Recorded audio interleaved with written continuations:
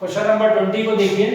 देखिए इस क्वेश्चन को लगाने से पहले एक काम करिए कि इसमें देखिए आपने इससे पहले पढ़ा इंटीग्रेशन बाय पार्ट्स। तो इंटीग्रेशन बाय पार्ट्स जिस तरीके से आप डेरिवेटिव में पढ़ते थे प्रोडक्ट रूल, उसी तरीके से इंटीग्रेशन बाय पार्ट्स होता है।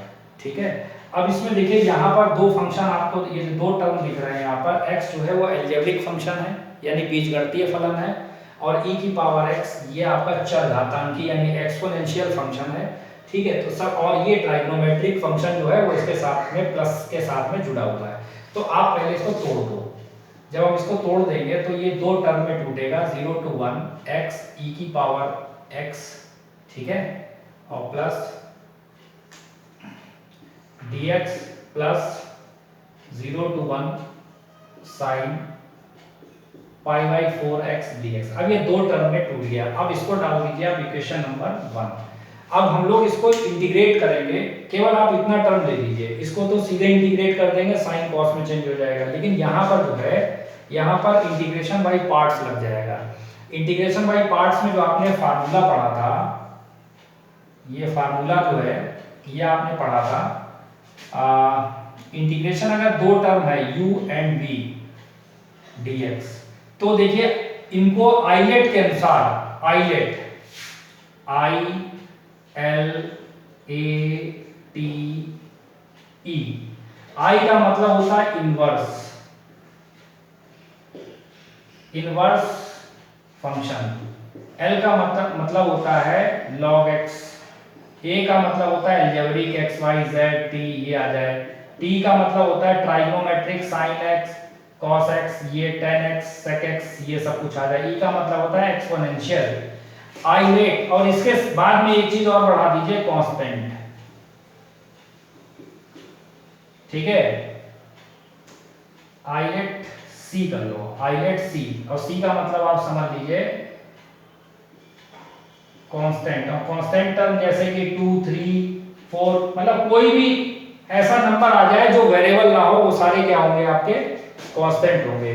ठीक है, तो आइलेट C, क्योंकि कभी कभी आपने देखा होगा इस तरीके का सवाल आ जाता है कि log x का इंटीग्रेशन करिए, तब आप लोग फंस जाते हो चक्कर में कि यार आप किसको माने। तो हम लोग कहते हैं कि इसके साथ में 1 मान लो। तो ये जो c है ना, ये वही c है, इसीलिए मैंने बोला आइलेट c। l क्या, log क्या है, लॉगरिथम फंक्शन है। तो इसके साथ में इसको आपने पहला माना है, तो दूसरा किसको मान रहे हैं आप?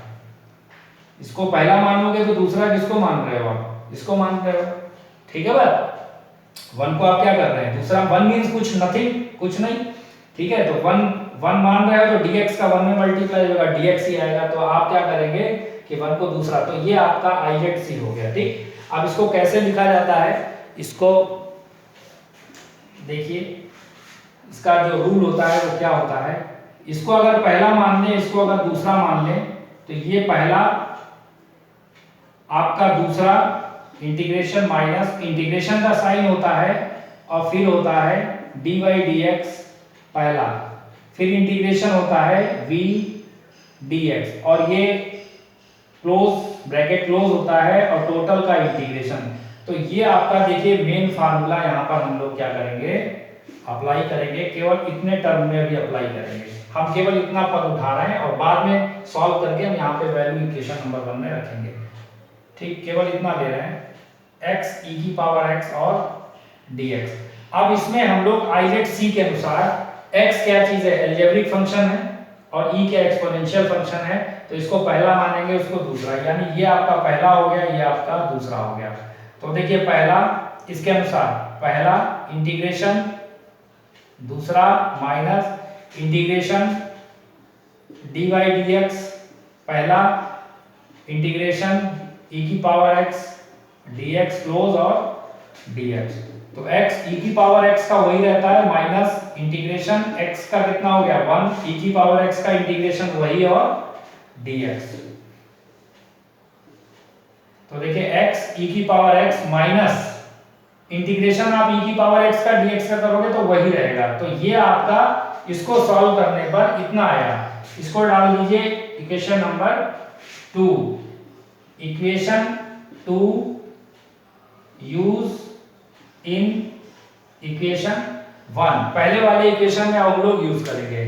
ठीक है, अब आप ऐसा करिए कि वीडियो रोक करके इसको यहाँ तक नोट कर लीजिए क्योंकि जगह नहीं है। अब मैं इसको मिटा लूँगा, इसको जो भी चीज़ है उसको मिटा दूँगा मैं। ठीक, ये चीज़ इतनी गायब हो जाएगी, केवल इसका हम लोग इस्तेमाल करेंगे। और ये आईलेट सी, ये नोट कर लो, ये इंटीग्रेशन वाली पार्ट्स में आपने बताया होगा आपके टीचर ने, तो आप नोट कर लीजिए इसको।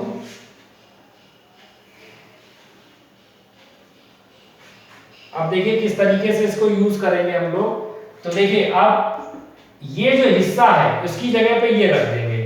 देखिए x e की पावर, क्योंकि इंटीग्रेशन तो आपने कर दिया, इंटीग्रेशन किया है ना, इंटीग्रेशन इसका क्या है, x e की पावर x माइनस e की पावर x कितना किया है, 0 to 1 प्लस, अब इसका भी इंटीग्रेशन आप कर दीजिए।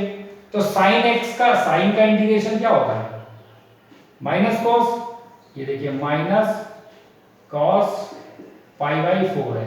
और साथ में x जो है वो लीनियर है, तो लीनियर का, अब ये लीनियर है x ना, तो इसका जो डेरिवेटिव निकालोगे इसका पाई बाई 4x का, तो पाई बाई 4 बचेगा, वो आपको नीचे रख देना है, 0 to 1, इतनी बात आ गई। अब आप क्या करेंगे, थोड़ा सा एक लाइन और बढ़ा लेते हैं हम लोग, x e की पावर x माइनस e की पावर x 0 to 1 प्लस, ये देखिए 4 जब ऊपर जाएगा तो 4 ऊपर हो जाएगा, एक तो माइनस का कोई काम नहीं है, माइनस बाहर निकालोगे तो ये सीधे क्या बन जाएगा, माइनस बन जाएगा।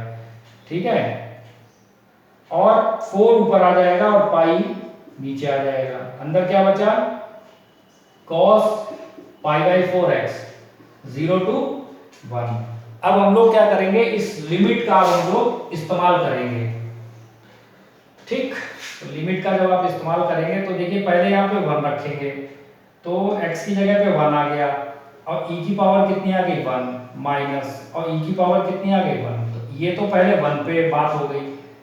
अब हमें क्या रखना है, पहले आपने अपर लिमिट रखी, ये पूरा एक फंक्शन है, अपर लिमिट रखी दोनों में, उसके बाद में एक साइन आता है माइनस का। अब 0 रखिए, जब यहाँ 0 रखेंगे तो e की पावर 0, यहाँ 0 रखा तो ये तो 1 हो गया, 0 हो गया माइनस, और यहाँ पे जब 0 रखोगे तो आ जाएगा e की पावर 0। ये इतनी बात हो गई इधर।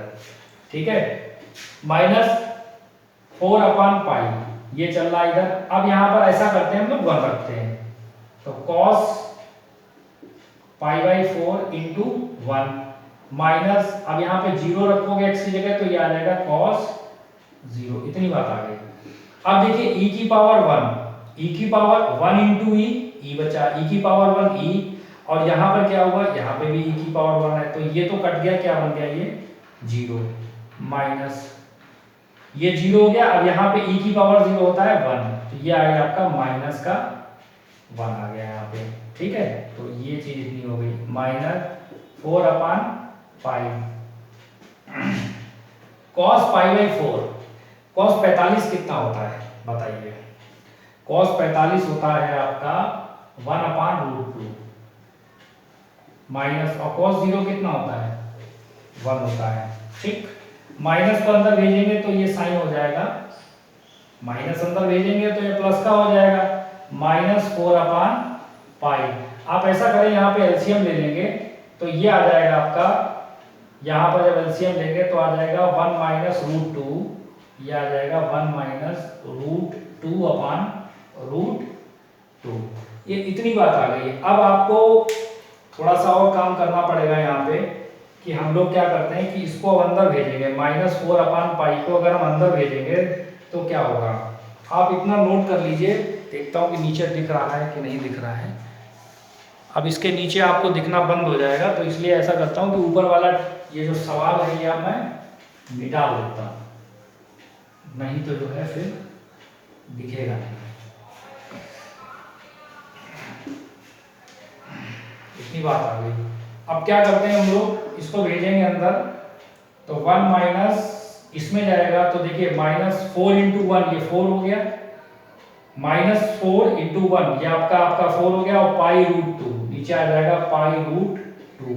इसमें क्या हो जाएगा, माइनस 4 का इसमें हो जाएगा तो प्लस का हो जाएगा आपका 4 रूट 2, ऊपर आ जाएगा प्लस का 4 रूट 2, और नीचे आ जाएगा, नीचे क्या आ जाएगा आपका पाई रूट 2।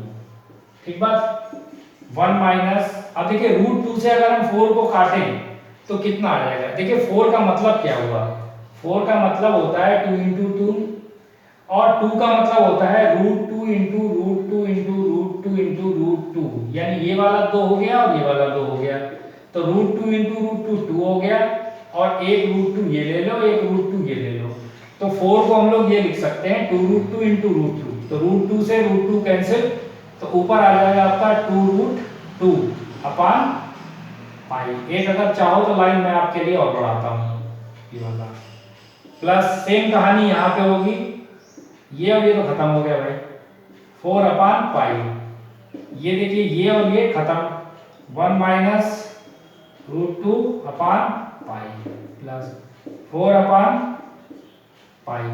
तो ये देखिए आपका आंसर आ गया है, अब इसको आप नोट कर लीजिए बस।